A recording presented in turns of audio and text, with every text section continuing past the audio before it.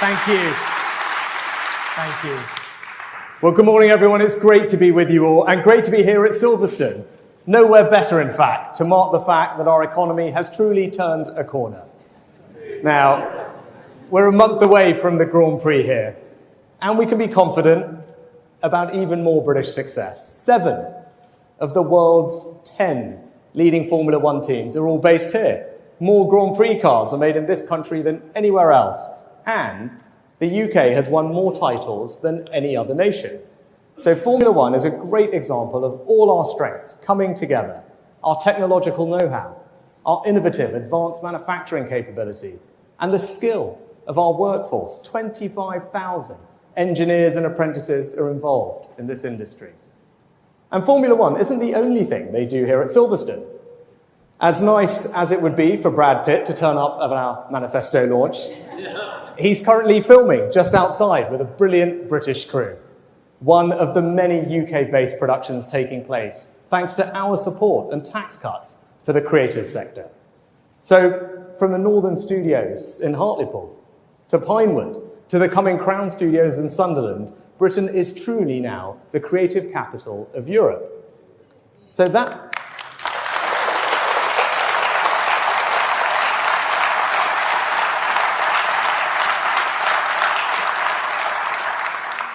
just thinking about that, the fact that we can lead the world in such competitive fields should make us all enormously proud of our country, but crucially optimistic about our future, because we Brits can outcompete the best in the world.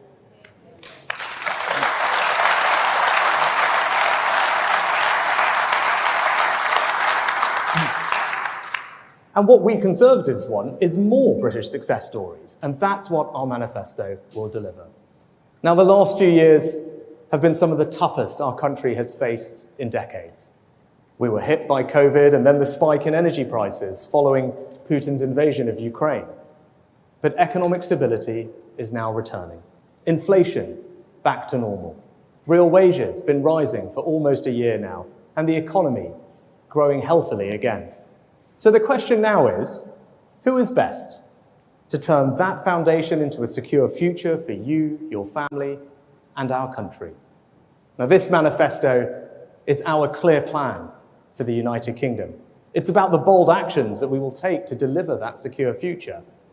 And we Conservatives know that security is essential for success. And that's why we're raising defence investment to 2.5% of GDP by 2030 to deal with the increasingly uncertain world that we live in. This is the biggest sustained increase in the defence budget since the end of the Cold War, and one that Keir Starmer will not match. Labour would rather keep the civil service at its bloated, pandemic level rather than give our armed forces the equipment they need. And when there is a war in Europe, turmoil in the Middle East, China flexing its muscles in the South China Sea, we are in a world of increasing threats, and we must show our enemies that this country, with our allies, will stand strong. Now, this axis of authoritarian states, Russia, China, Iran, North Korea, must know that their attempts to destabilize our world will simply not succeed. Now is the time for bold action, not an uncertain Keir Starmer as our Prime Minister.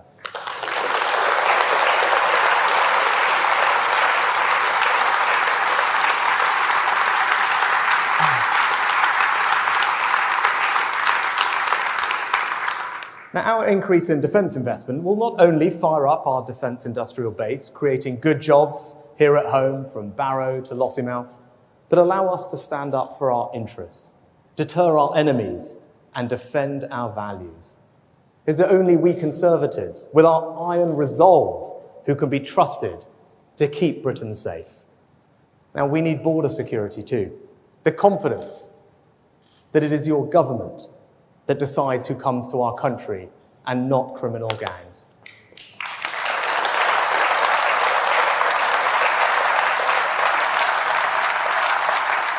And that is why if you vote Conservative on July the 4th, the flights removing illegal migrants will depart in July, establishing the deterrent that will stop the boats. Because when people know that if they try to come here illegally, they won't get to stay, then they will stop coming. And if we are forced to choose between our security and the jurisdiction of a foreign court, including the ECHR, we will always choose our nation's security.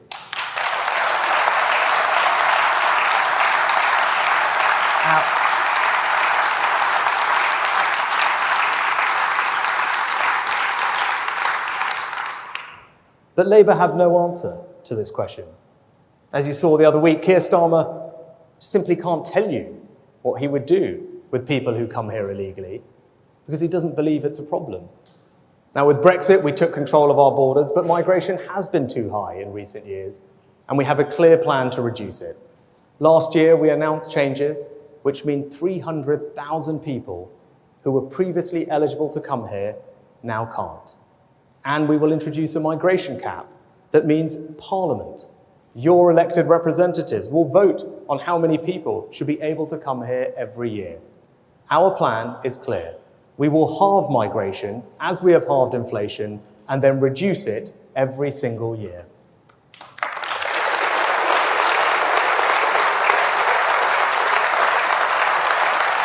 Now, we don't just need military and border security. As Putin's invasion of Ukraine has shown, we need energy security too.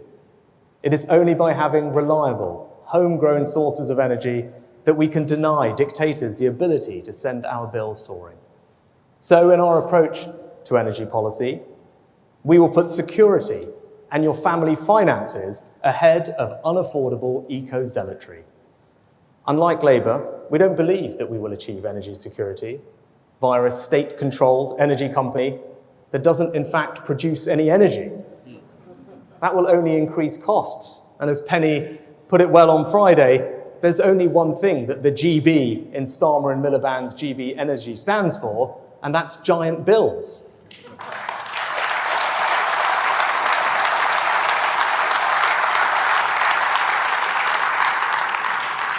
Now, our clear plan is to achieve energy security through new gas-powered stations, trebling our offshore wind capacity, and by having new fleets of small modular reactors.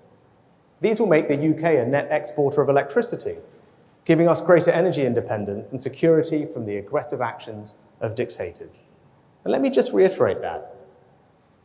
With our plan, we will produce enough electricity to both meet our domestic needs and export to our neighbours. Look at that, a clear, conservative plan, not only generating security, but also prosperity for our country.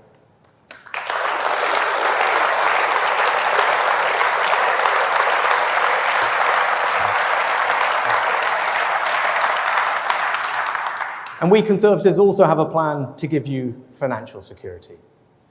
We will enable working people to keep more of the money that you earn, because you have earned it and have the right to choose what you spend it on. Now, Keir Starmer takes a very different view. He says he's a socialist.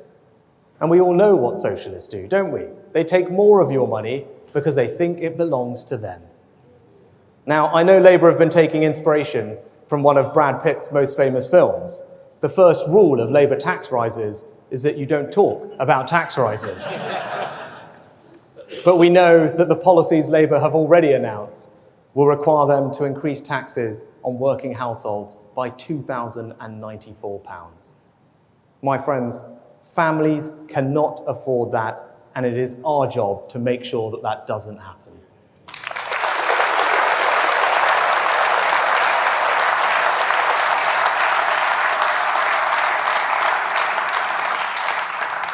Now, I had to take difficult decisions because of COVID, but now we are cutting taxes for workers, for parents and pensioners. And we are the party of Margaret Thatcher and Nigel Lawson, a party, unlike Labour, that believes in sound money. So today's plans, and you would expect nothing less from Jeremy and me, are fully funded. We will pay for permanent reductions in taxation by controlling the unsustainable rise in working age welfare that has taken off since the pandemic. In this party, we believe that it is morally right that those who can work do work, and that hard work is rewarded with people being able to keep more of their own money. So we will ensure that we have lower welfare so that we can deliver lower taxes.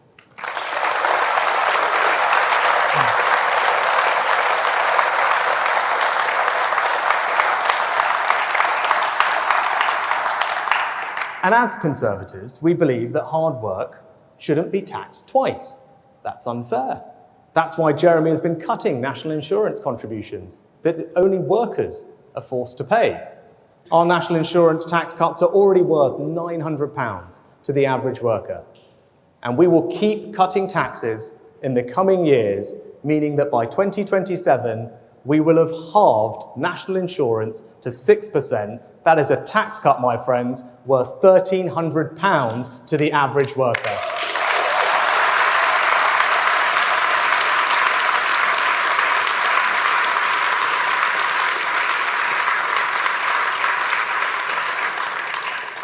Making more progress towards our long-term ambition to abolish the double taxation on work when it is economically responsible to do so.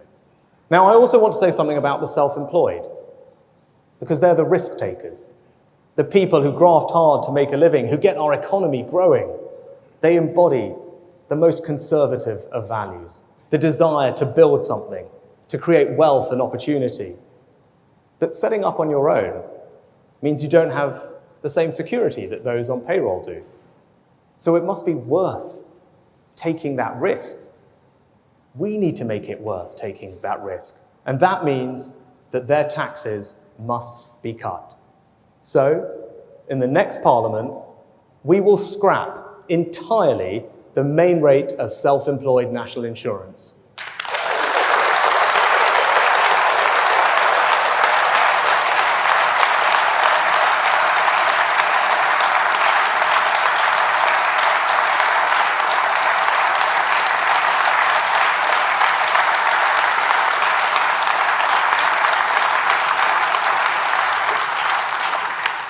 A tax abolished and enterprise encouraged. We want to encourage more people to become entrepreneurs, to set up their own businesses, to try and make something of it.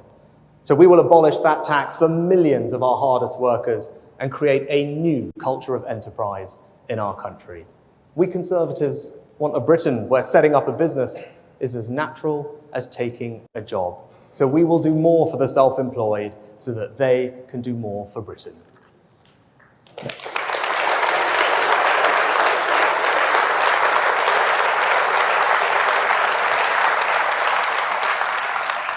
Now, security also means a security of knowing that you will have dignity in retirement. So we will also cut tax for pensioners with the new Triple Lock Plus, ensuring that the state pension is never dragged into income tax.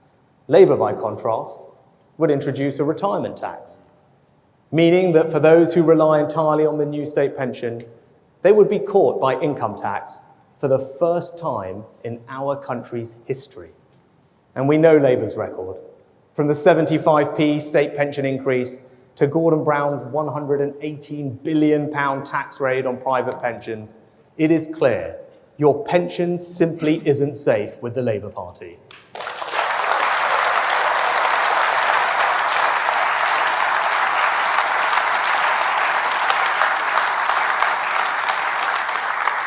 And we Conservatives want to spread opportunity across the whole of our United Kingdom.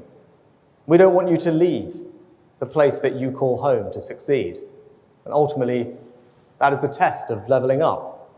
So we will give our young people the skills and opportunities they need to succeed in today's world. We won't cling to outdated ideas, such as the belief that the only route to success is through university.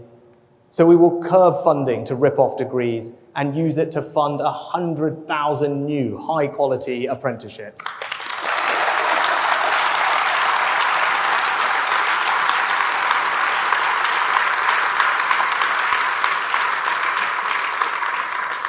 We will build on the success of our education reforms by introducing the Advanced British Standard, which will enable our young people to receive a broader education and break down the split between technical and academic education that has so held our country back. We'll invest in a new form of national service, to give our young people the chance to enjoy new experiences, learn new skills, and feel a sense of community, belonging, and national purpose. National service will help us build a more unified, more cohesive society so that we can be secure in the knowledge that we are all on the same side. And we Conservatives also want to create a society in which everyone has a chance to own. In the last 5 years, we've delivered 1 million new homes. In the next Parliament, we will go even further, delivering 1.6 million new homes by speeding up planning on brownfield land in our inner cities and by scrapping defective EU laws.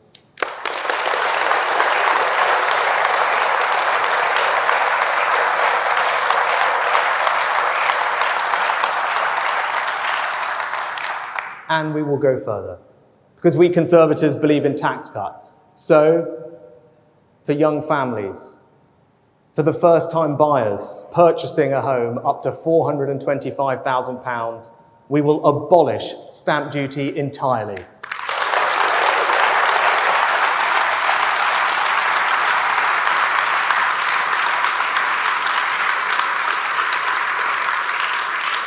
And that's not all we'll do. We'll also introduce a new form of Help to Buy, a new Help to Buy scheme to get a new generation onto the property ladder, all part of our plan to build an ownership society where more and more people have the security and pride that comes from owning your own home.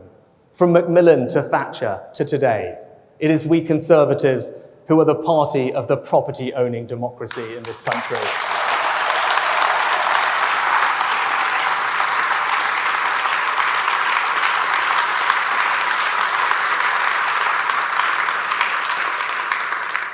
In fact, we want to make life easier for people at every stage of their lives. So we'll also give working parents 30 hours of free childcare a week from when their child is 9 months to when they start school. We'll make child benefit fairer and simpler by moving to a household system that no longer penalises single-earner households and ensuring that any family that earns less than £120,000 a year will receive it. That tax cut is worth, on average, £1,500 to 700,000 families, showing, once again, it is we Conservatives that are the party of the family, and we will always champion them.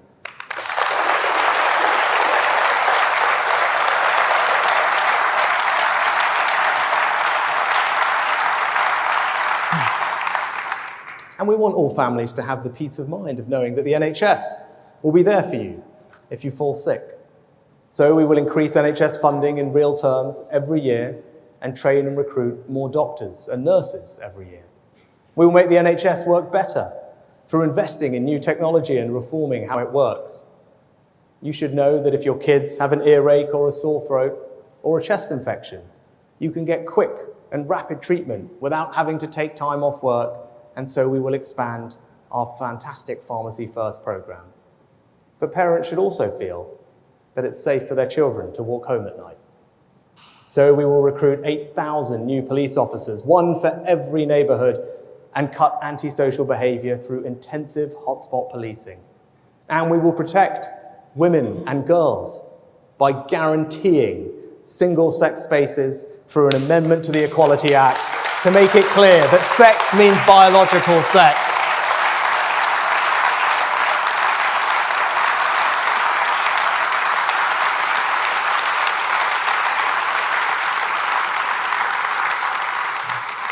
Now, Labour like to talk the country down. They want to pretend that everything would be great if they had never left office and pretend that somehow we have not achieved anything. But that's just simply not right. Remember the note that said there's no money left? When Labour left office in 2010, unemployment was higher than when they came into government. Public and private debt was accumulating. The banking system was broken. The deficit was ballooning, and even Labour accepted that after years of spending, significant cuts in public expenditure were required. They went into the 2010 election admitting they would have to make cuts. Labour left Britain on the brink of bankruptcy.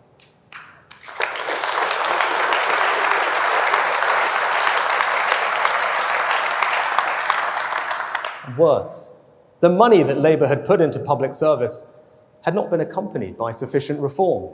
Labour's welfare system was more about disguising how many people were out of work than actually getting people back into employment. And for all the money that Labour had put into education, our schools were falling down international league tables. And almost half of Labour's increase in the NHS budget had been swallowed up by higher pay and more bureaucracy. And despite that awful inheritance, we've delivered the third highest rate of economic growth in the G7, created 4 million jobs, 800 a day. With Kemi using our Brexit freedoms to open up new markets, we have now overtaken France, the Netherlands, and Japan to become the 4th biggest exporter in the world. And we Conservatives under David took the difficult decisions to repair the public finances and control the national debt. And that meant that when COVID hit, we could support people and businesses with furlough, deliver the fastest vaccine rollout in the world, and provide record funding to the NHS. We reformed welfare by capping benefits and introducing universal credit. Ian's reforms mean that now work always pays. We've reduced absolute poverty. We've reduced child poverty. We've reduced pensioner poverty. We've cut carbon emissions by a third, maintained our position as NATO's second biggest defence power. And Boris and Ben and Grant put the country at the forefront of defending Ukraine against Russian aggression because Britain will always stand up to tyrants.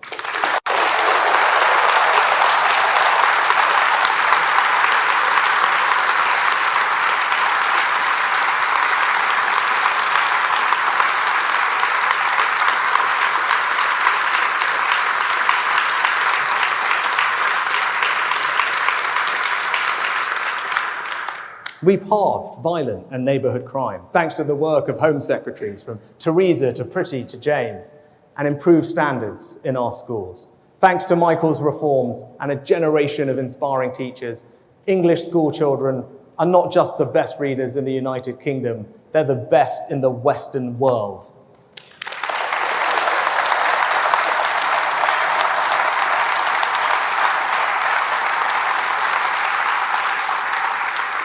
We strengthened our United Kingdom with the forces of separatism in retreat. We legislated for equal marriage, and now it is not even surprising for so many people from diverse backgrounds to sit around our cabinet table. I know you'll agree with me. We may not have got everything perfectly right, but that is a record I am mighty proud of.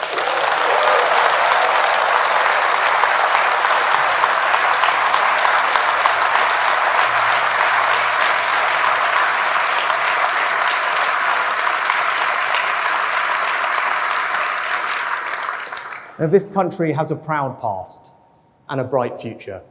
And I believe in that innate confidence in ourselves that has always run through our island story.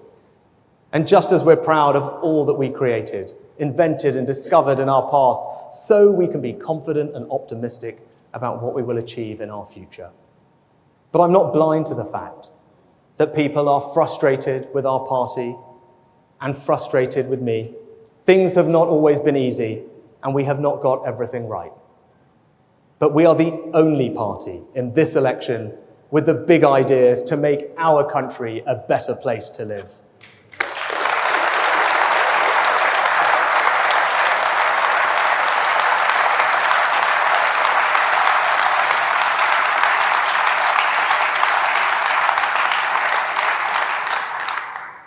Labour offer no solutions to our problems. They would only make them worse. And all a vote for reform or the Liberal Democrats does is allow Labour to do whatever they want to our country.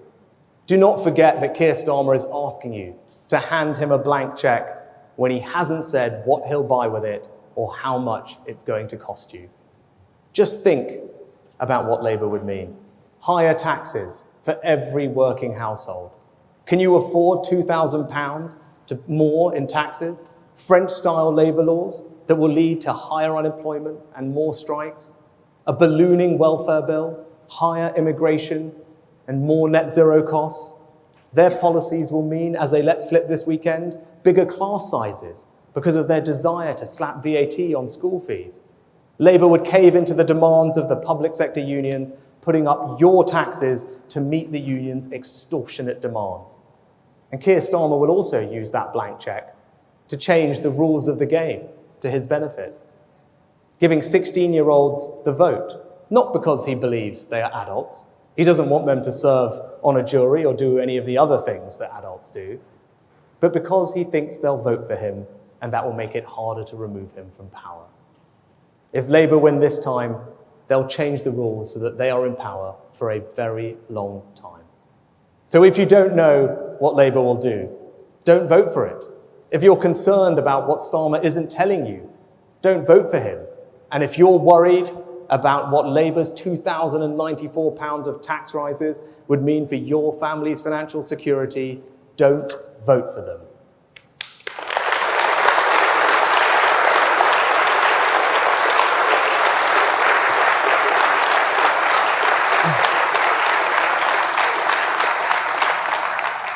In conclusion, let me say this. We Conservatives will always stand for our values, for aspiration, for freedom, for opportunity, for security. Your Conservative MP will deliver lower taxes, lower immigration, protected pensions, and a sensible approach to net zero. Now, our country wants a clear plan and bold action. Our country needs a secure future, and it is this Conservative manifesto that will deliver it.